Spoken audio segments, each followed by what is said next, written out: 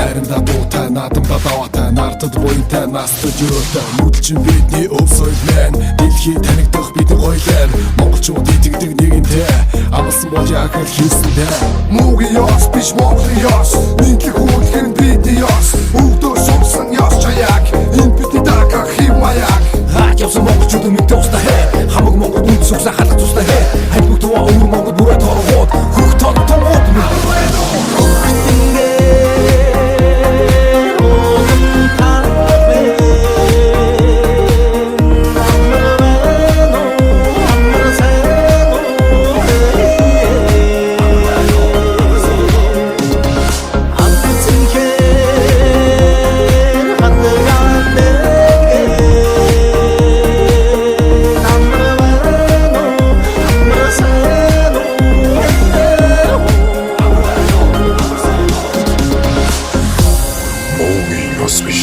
Монголын ёс,